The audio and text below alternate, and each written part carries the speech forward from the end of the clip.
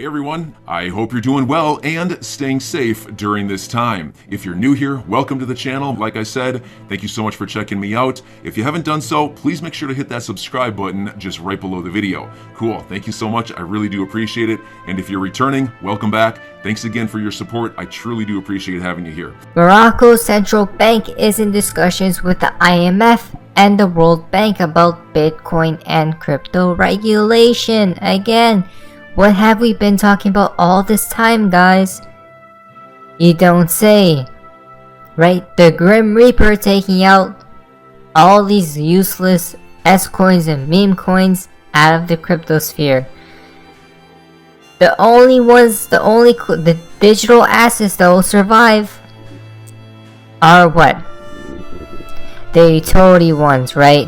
That actually, as Brad Garlinghouse states, that solve real world problems for real people, right? Customers.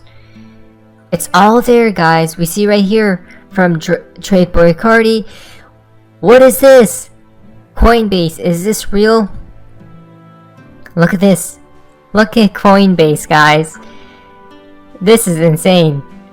Coinbase, dear customer, starting on April 4, Coinbase will introduce some changes required by Canadian regulations. Specifically, when you send crypto to another financial entity or money services business, such as another cryptocurrency exchange.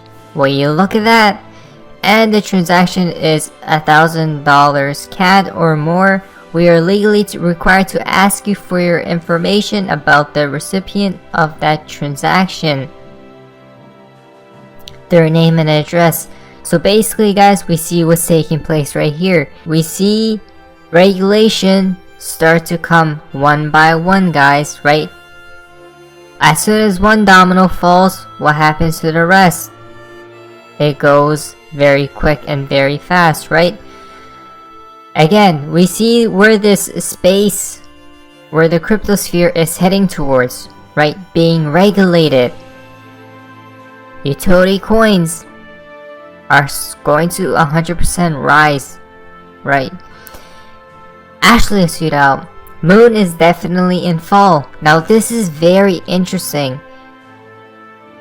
When does the executive order take place, guys? I heard September, right? Now, when does the SEC lawsuit end? I heard September. Around that time frame, to say the least.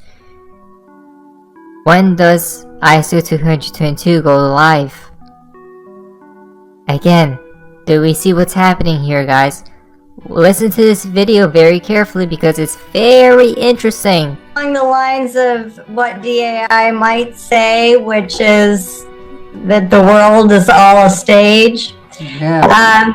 I just wanted to ask, is there any connection or could there be any consequence to the executive order coming out in a definite, we got the guidelines on the executive order.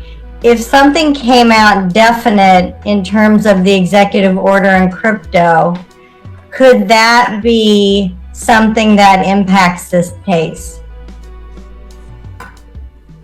I looked into that a couple weeks ago, so I might be able to touch. Now, I looked into it in terms of congressional legislation. So if Congress were to, correct me if I'm not answering your question, but I think if Congress were to pass a law, for example, that says XRP is not a security, if they specifically intend the law to apply retroactively, they can do that. So Congress could, yes, in theory, they could do away with the lawsuit with with the signature of the pen. An executive order is interesting. and I'm just talking off the top of my head now, but executive orders are very powerful, and the SEC is under the executive branch, so I'm going to go ahead and go out on a limb and say I think if there was something specific to the case and it was intended to apply retroactively and intended to apply to the Ripple SEC case, then yes, it could absolutely affect what's going on. It could end it. Because it's just very interesting that they're both sort of around that September time horizon as well. And then we've got the ISO 20022 go live around November. So you've got liquidity really coming in right before, we've got this, we've got some big changes coming. So this is where Brad would say this is the great reset, right? Like where everything's sort of gonna... Is this a coordination? It's sort of the perfect storm. Like you've got a bunch of different bodies making a bunch of different decisions and everything comes together at the same time. I mean, the executive order to me seems like, they're going to need some time to coordinate all these different agencies and get everybody on the same page. Now, this is kind of to me, it's kind of it's the horn that kind of sounds everybody to get their act together. So, you've got a bunch of different agencies. It doesn't sound like the SEC actually does have a predominant role in Biden's executive order, from what I read of, what the outline is. But there we go, guys. Do we see the timeline? Which this is absolutely mind-boggling, because what does it connect to? The master timeline. Right, the Riddler timeline, quote unquote, we have been talking about, that leads to around that time frame. I'm not saying we're mooning 100% at that time, guys. We could even moon. A lot of people are saying in April. Why? Because XRP definitely loves April. If you go back in the charts of XRP, it has always pumped, right? So now this is crazy. From Bank of England, they come back into the play. Always them, guys. Sketches out first regulatory approach to crypto. Oh, well, you look at this, right? Look at that. June 3rd, deadline for banks to set out crypto plans. Regulators to consult in 2023 on stablecoin rules. BOE says regulators likely need new powers. Oh. The Bank of England on Thursday began sketching out Britain's first regulatory framework for crypto assets, saying that although the sector remained small, its rapid growth could pose risks to the financial stability in future if left unregulated. Again, do we see what they're doing? Right? They're basically saying that, hey, we need regulations to be in place for these institutions to get the green light, and then they could go heavily into cryptocurrencies or digital assets like what? XRP. As soon as clarity hits for XRP, guys, all these institutions are going to bombard their money into XRP. It's going to be like a tsunami, in my humble opinion. Obviously not financial advice. Now,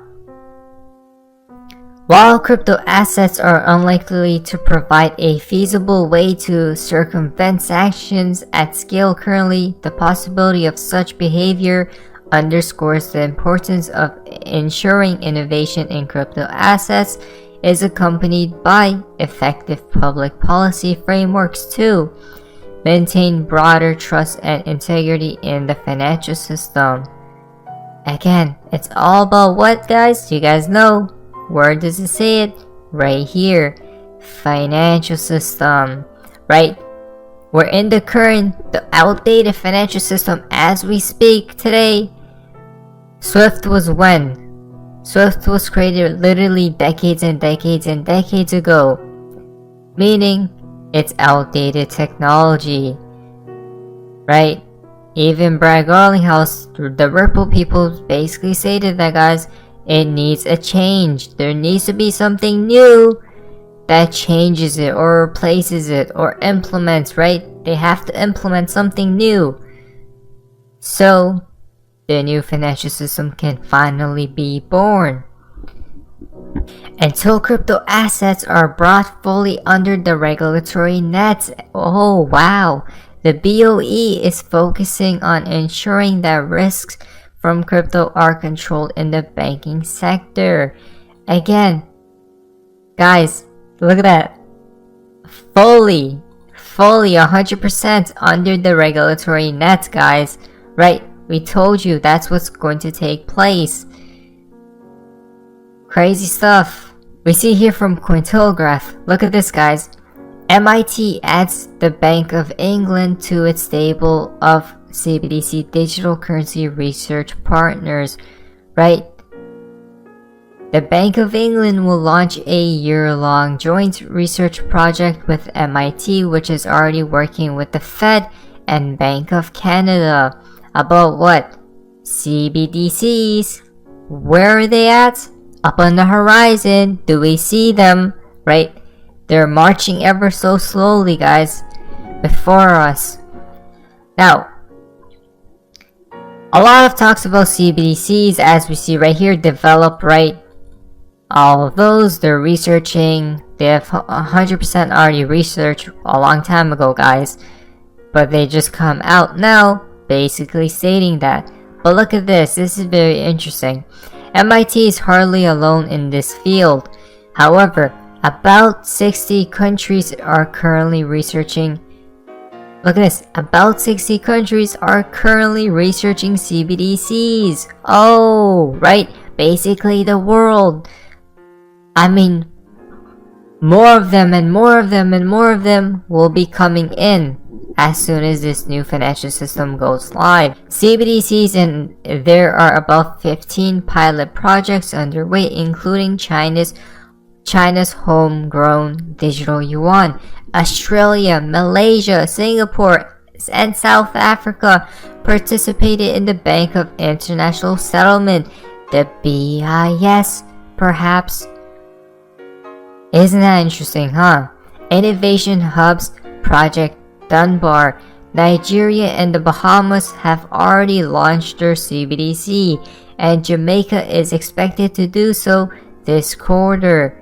I'm your guy. I will keep you posted. I'm your advocate. I'll be back on a daily basis, usually multiple times per day, with these videos to keep you updated with everything going on. So, I hope you enjoyed the video. If you haven't done so, make sure to hit that subscribe button. Feel free to share any of my videos with your friends, family, social media, or anybody who may care to listen. Thanks so much for your continued support. I'm always here for you. I want to help you through this time. So thank you so much for continuing to choose me. Enjoy your day, stay safe, and I'll catch you again probably in a couple hours. Thanks, everybody. See you later.